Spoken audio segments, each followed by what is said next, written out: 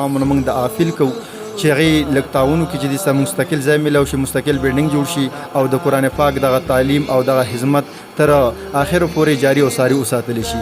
بسم الله الرحمن الرحیم. السلام علیکم ورحمت الله وبرکاتو. ګرانو کتونکو ستاسو په خدمت کې حاضر یم یو ځل بیا موجود یم جی په گئی چتره کې. گئی چترې ته راغلی یم دلته کې بره چې کوم زمونږ په صوابۍ کې د ښکلاګانو ځای دی. دلته کې زمونږ ډاکټر صاحب مونږ سره ناست دی، ډاکټر عبدالسلام صاحب دلته کې مونږ سره موجود دی. د دې یو که زه تاسو ته ووایم نو تاسو ته به ښکاري چې زما په سکرین باندې داسې ویډیوګانې نه راځي چې مطلب د یو څیز د مشهورتیا وشي یا دا شانتې هغه شانتې. د ډاکټر صاحب دا کلینیک دی الحمدلله یو خپل اسپتال دی، باقاعده خلکو له چې کوم دی نو جامه وغیره چې کوم دی نو علاجونه دلته کې کېږي. خو ډاکټر صاحب وایي زما دې سره هېڅ مطلب هم نشته، خو زما یوه مدرسه ده د الله پاک چې کوم دی نو قرآن کریم پکې بیانېږي او ویل کېږي. ډاکټر صاحب مونږ ته اوس خبرې اترې وکړې، مونږ سره کېناستو، ما ورته انشاءالله ضرور زه به ستاسو نه انټرویو واخلم. ډاکټر صاحب یو خپل سوچ دی چې په دې کې 300 ماشومان دي، په هغې کې 200 جنکۍ دي للبنات دي او پکې دا 100 هلکان دي. ډاکټر صاحب وایي چې زموږ د ځای چې کوم دی نو خپله مدرسه هم نشته. زه غواړم چې موږ ته د خپل ځای میلاو شي، یوه خپله مدرسه دې زموږ جوړه کړی شي او په هغې کې دغه شانتې د دیني خدمت چې کوم دی نو دا دې جاري وساري. راځم به ډاکټر عبدالسلام صاحب له چې دی موږ سره د دې په حوالې سره څه وایي. السلام علیکم جی. وعلیکم السلام. بسم الله الرحمن الرحیم. د ټول نه مخکې زه ستاسو شکریا ادا کوم، تاسو دومره لرې تشریف راوړو او موږ له وخت راکړو. الله پاک دې ستاسو دغه کړه تکلیف په خپل دربار کې قبول منظور کړي. ډېره شکریا جی، خوشحاله اوسئ. اور نور جی بطور یو مسلمان زمونږ دغه سوچ دی، تمنا ده، ارزو ده چې دغه زمونږ الحمدلله چې کوم د مسلمانانو نه قرآن پاک نبی علیہ السلام فرما چې زه تاسو نظم لیکن زه تاسو کې 2 څیزونه پرېږدم چې کله تاسو دا 2 څیزونه کلک نیولي وي تاسو به نه ګمراه کېږئ چې هغه قرآن پاک دی او زما حدیث دی.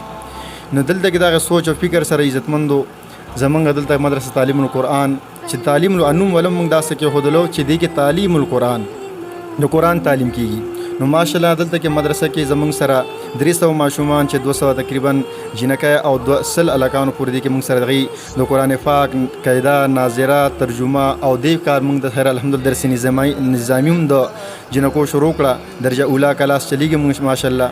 لیکن ځای مونږ سره دلته کې په حال زموږ خپل کور کې ماشومان، لیکن هغې کې ماشومان کم دي نه ځایږي. بیا بل مونږ سره د خوا زموږ د کلي یو فیرزاده که نوم یې د الله د خوشحاله کې هغې مونږ ته ځای کور هغې په کته وینې راکړی دی.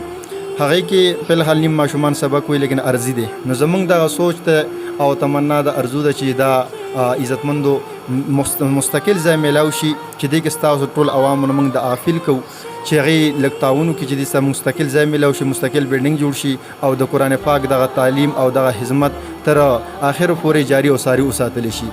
ډېره زیاته شکریا ډاکټر عبدالسلام صاحب. یو عرض کوم جی چې یو ځای کې مطلب یو سکول جوړیږي یا دا شانت نور ادارې جوړیږي، هغې ته خلک ډېر زیات جي خوشحالیږي او په هغې کې خلک چې کوم دی نو یقینا په هغې کې امداد کوي. دا شانتې زمونږ دا د الله پاک کور جوړیږي او په دې کې تعلیم القرآن کېږي. د قرآن تعلیم کې تاسو چې کوم دی نو زمونږ د ګرونو ته ښویي راتلونکی نسل ینګ جنریشن چې کوم دی یقینا چې دا د الله رضا ده په دې څیزونو کې. خو دا راته ووایي جي چې کله زمونږ په یو خلار مونږ چې کوم دی نو اختیارو په هغې کې بیا مونږ سره د ډېر خلک مخنیوي د دې ولې نه کوي، مونږ سره ولې په دې کې نه ودرېږي؟ نو جی مختلف وجوهات دي. پهله وجه خو دغه کیدی شي چې زمونږ د دین نه لږ لرېوالی کیدی شي چې کله زمونږ د دین زړونو ته راغی او د دین اهمیت موږ نن نه 1400-1500 کاله مخکې صحابه کرام ته وګورو، هغوی زمونږ نه زیات غریبانان لیکن چې کله د دین تقاضا به راغله هغوی به خپل مال جان هر څه د دین دپاره قربانولو. نو الحمدلله نن هم داسې هغسې خلک موجود شته چې هغوی هم نن هغه په دین باندې هر خپل ځان مال جان قربانولو ته تیار وي. لیکن لږ بدقسمتۍ خبره دغه د عزتمند ده چې هغه بعض خلک زمونږ د دین نه لرېوالي د وجې هغوی دې خوا تعاون باندې لږ زیاته دې ته توجه نه ورکوي او بل هغوی ته د آخرت حالانکې دا تعاون چې کوي هغه ته په دې باندې د آخرت فایده ومیلوي، آخرت کې به الله پاک درجې بلندوي. او آخرت زمونږ د سترګو نه یعنې پټ دی عرضي طور باندې. نو په دغه وجه او دنیا یې خو زمونږ مخامخ دی، په دې وجه مونږ دنیا ته زیاته سره کوو. ډیره زیاته شکریا جی. جی ګرانو کتونکو تاسو زموږ د ډاکټر عبدالسلام صاحب خبرې اترې واورېدې. ډیره مبارک ورځ ده، د جمعې مبارک ورځ ده. زموږ ډاکټر صاحب زموږ د وروڼو ته خاص کر د دې چې دا کوم خپل علاقه د ګنج چترا یا دا شان د نورو هم د الله رضاکار دی چې څوک هم په دې مدرسه کې تعاون کول غواړي، یو پاکه پیسه په پاک ځای کې ورکول غواړي، نو په دې سکرین چې تاسو ته کوم نمبر ښکاري نو په دې باندې تاسو زموږ ډاکټر صاحب سره رابطه کولی شئ. او ډاکټر صاحب ته چې کوم دی نو خپل نمبر په خپله باندې ووایي چې کوم روړ هم خواهشمند دی چې زه دې پیسه د الله په لاره کې او په پاک ځای کې ورکړم، نو هغه ډاکټر صاحب نمبر واورئ، ډاکټر صاحب سره په دې نمبر باندې رابطه وکړئ. دا چې ماشاءالله تاسو په خپله دلته راتلی شئ کتلی شئ. ماشاءالله 300 ماشومان سبق وایي. دې کې موږ سره 10 استادان دي او 2 استادان دي او دغه مطلب بجلی بل خوا بد د ارس اخراجات یک یوازې په موږ باندې وي. دلته کې دوره مطلب هغه څنګه ماشاءالله تعاون حق وي هغه سی پوره نه وي، هغه ارس یو تن ته ګرانه وي.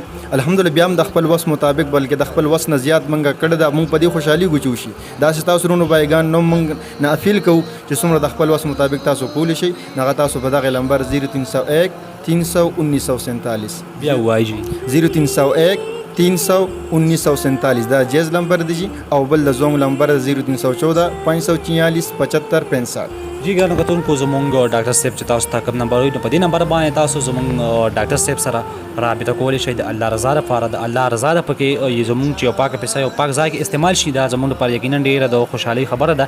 دغه پیسه به زموږ دپاره په آخرت کې په کار راځي او انشاءالله په دې دنیا باندې به هم زموږ چې په کار راځي. زموږ ضلع ثوابای تحصیل ټوپی او گاؤں گنی چترا گدون مولانا ډاکټر عبدالسلام او د خپل وس مطابق دغه تاسو تعاون وکړي چې دا بلډینګ تیار شي او دغه ماشومان تر اخره پورې خپل تعلیم جاری وساتي. الله پاک تعالی دنیا آخرت کې دې بدلی درکړي. آمین آمین. جی ګرانو کتونکو تاسو زموږ د ډاکټر عبدالسلام صاحب خبرې اترې واورېدې. انشاءالله تر دې پورې نو ستاسو قربه الیا باسو صاحب انشاءالله په نوي پروګرام کې به حاضرېږم. سلام خوشحاله خان آباد اوسئ.